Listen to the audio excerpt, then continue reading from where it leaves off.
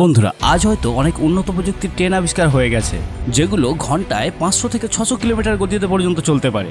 কিন্তু আপনি কি জানেন পৃথিবীর প্রথম ট্রেন ইঞ্জিন কি ছিল, সেটা কিভাবে কাজ করত?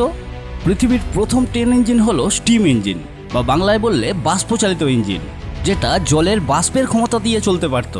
হ্যাঁ, এটা পৃথিবীর প্রথম ট্রেন ইঞ্জিন প্রযুক্তি হলেও আধুনিক মডার্ন ট্রেন ইঞ্জিনগুলো ইনডাইরেক্টলি এই প্রযুক্তির উপরেই বেস করে চলে। কারণ এখনকার মডার্ন ট্রেনগুলো বেশিরভাগই বৈদ্যুতিক শক্তিতে চলে, কিন্তু সেই বিদ্যুৎটা তৈরি করার জন্য সেই প্রথম ট্রেন ইঞ্জিনের মতো বাষ্পকেই কাজে লাগানো হয়। তাই বন্ধুরা, আজকে আমরা এই ভিডিওতে পৃথিবীর প্রথম ট্রেন ইঞ্জিন মানে বাষ্পচালিত ইঞ্জিন কিভাবে কাজ করতো সেই বিষয়ে একটু সহজভাবে জানবো। তাই ভিডিওটি সম্পূর্ণ অবশ্যই দেখুন।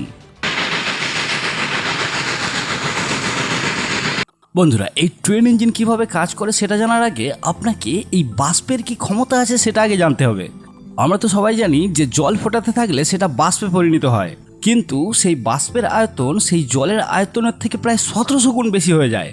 মানে যদি 1 গ্লাস জল ফুটিয়ে সম্পূর্ণ বাষ্পে পরিণত করা হয়, আর যদি সেই বাষ্পকে ধরে রাখা যায়, তাহলে ওই বাষ্পকে ধরে রাখার জন্য ওই রকম 1700টা গ্লাস লাগবে।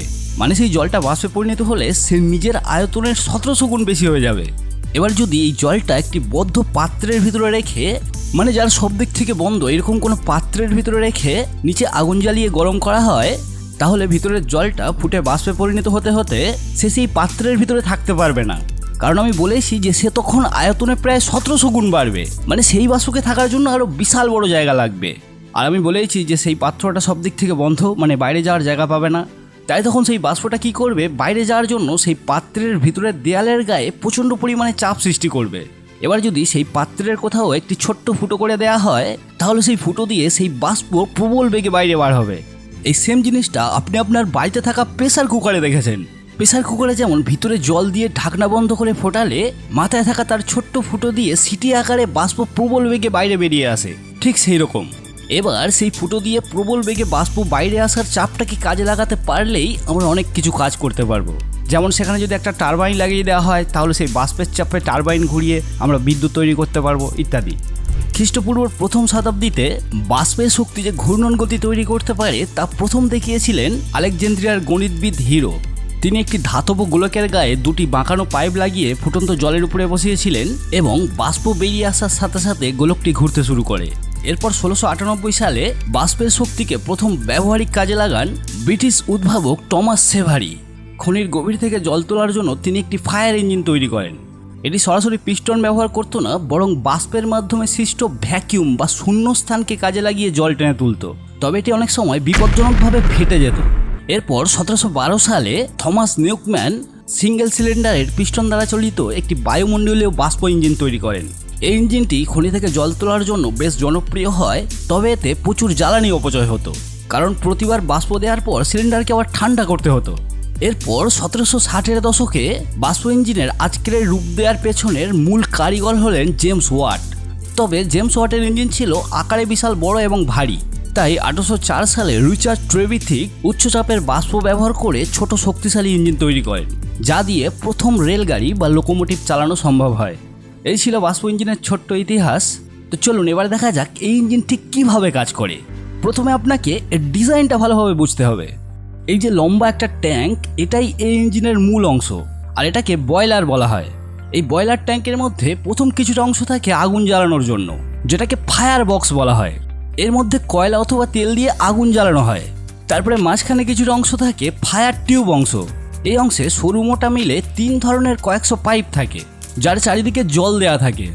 মানে এই অংশটা এমনভাবে থাকে যে ওই পাইপগুলো তো জলে ডুবে থাকে, কিন্তু ওই পাইপের ভিতরে জল প্রবেশ করতে পারে না। এবং সবচেয়ে সামনে থাকে স্মোক বক্স, মানে ধোঁয়া থাকার জায়গা। এবার শুরু থেকে কাজটা বলি। প্রথমে ওই ফায়ার বক্সে কয়লা বা তেল পুড়িয়ে আগুন জ্বালানো হয়। সাধারণত কয়লাই জ্বালানো হয়, যে আগুন থেকে সৃষ্টি হয় প্রচণ্ড তাপ বা উত্তপ্ত গ্যাস। সেই উত্তাপটা সেই পাইপ দিয়ে স্মোক বক্সে চলে যায়। যেমনটা আমি আগে বলেছি, এখানে মোট 3 ধরনের পাইপ থাকে। কিছু পাইপ থাকে সরু, কিছু পাইপ থাকে মোটা, আর কিছু পাইপ সেই মোটা পাইপের ভিতর দিয়ে সরু পাইপ থাকে। এখানে এই সরু পাইপ এবং মোটা পাইপগুলো সরাসরি ফায়ার বক্স থেকে স্মোক বক্সে কানেক্ট থাকে।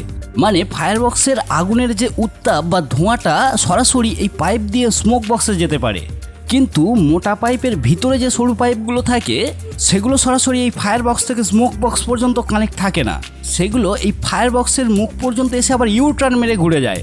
এর কাজ কি আমি পরে বলছি, এখন শুধু এর ডিজাইনটা ভালোভাবে বুঝুন। এরপর যেহেতু ওই গরম উত্তাপটা সরাসরি ওই পাইপগুলো দিয়ে ফায়ার বক্স থেকে স্মোক বক্সে যাচ্ছে, তাই ওই পাইপগুলো যে জলের মধ্যে ডুবে আছে সেই জলটা ওই পাইপের উত্তাপে প্রচণ্ড উত্তপ্ত হয়ে যাবে।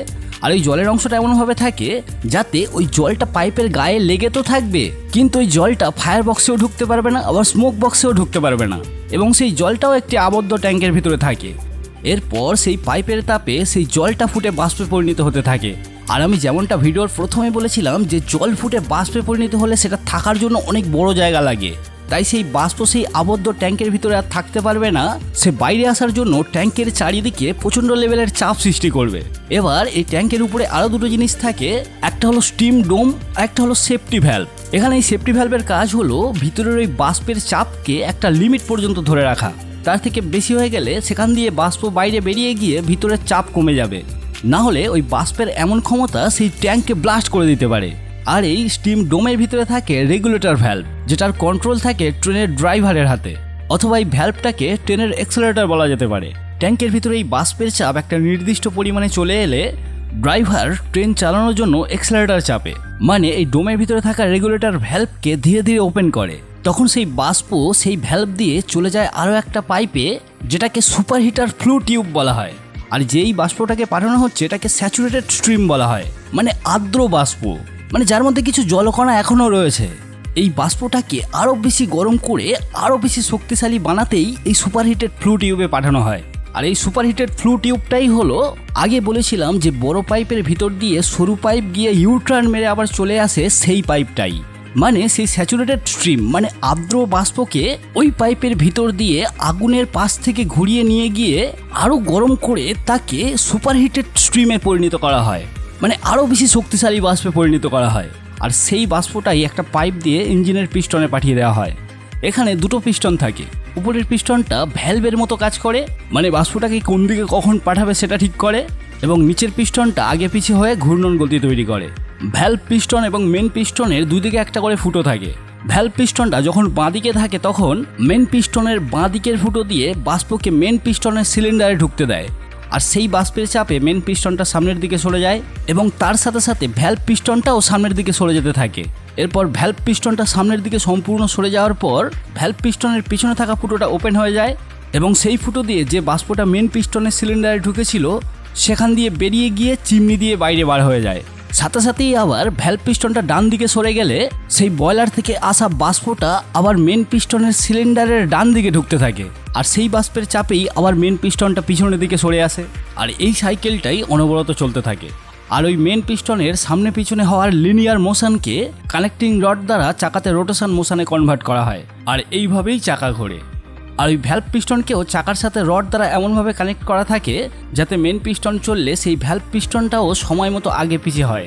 আর ওই ভ্যালভ পিস্টনকেও আবার একটা লিভার দ্বারা কন্ট্রোল করে ঘূর্ণন গতি পরিবর্তন করা যায়, মানে ওই ভ্যালভ পিস্টনকে সেই লিভার দ্বারা টেনে বা ঠেলে চাকাকে ইচ্ছামতো সামনে এবং পিছনে ঘোরানো যায়, মানে এই লিভার দ্বারা ওই ভ্যালভ পিস্টনকে কন্ট্রোল করে ট্রেনটাকে সামনেও চালানো যায় পিছনেও চালানো যায়।